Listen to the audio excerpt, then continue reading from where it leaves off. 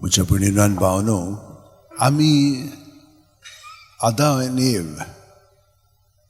ती अस्तोरी आसलेली, पूण तिणें कितें केलें, तिणेन जेन्ना देंवचारान तिका नाडली तेन्ना ती दुसऱ्यांची चिंतून आसलेली, आपलें चिंतून आपूण देव जातली म्हणून, आपूण देवा सारकी कोत्तली म्हणून तिणेन तें पातक केलें, म्हणजे आपल्या पासत.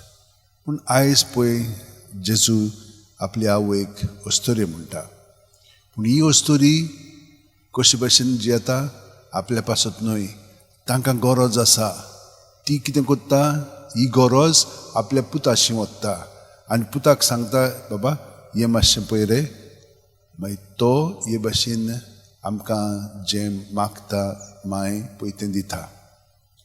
ती जाणो आमची गरजो कितें पळय त्यो, आनी हे भाशेन ती आमचे पासत मागोन जेजू कडेन घेता.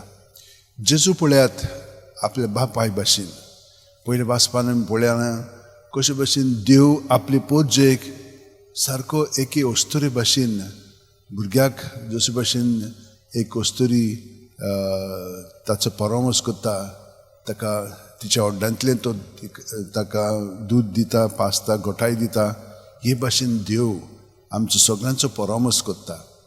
तर आमी अदीकन अदीक तांचो नमुनो घेवन आमचे पासत न्हय, पूण जेजू सगळें एकवटोन जेजू जशे भशेन दुसऱ्यां पासत बरेपण करता आनी हे परी ताणेन घेवन हें सगळें देवाक वाखाणूंक जाय, ते भशेन आमचें जिवीत जावं दी.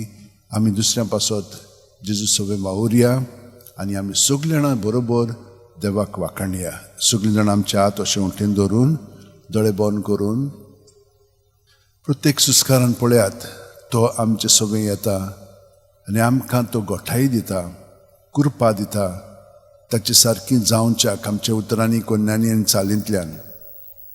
ही भाशेन आमी जावया, जशे भशेन सायबीण मायन सगळ्यांक सांगलें, वय तुमी तुमचे पासत जियेनाकात, पूण दुसऱ्यां पासत तुमी मागणें करात, दडवण करात, आनी हे परी देव आमकां सगळ्या जाणांक बरेपण दाखयतलो.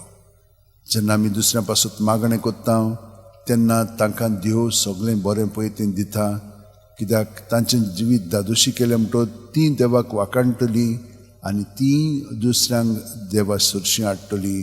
जशे भशेन सायबीण मायन ताका हाडली, तेच भशेन आमकांय ही कृपा मेळिल्ली आसा. तर आतां आमी आमचें जिवीत जेजूक भेटोवया, हे भेटोवणी वरवीं. आमेन.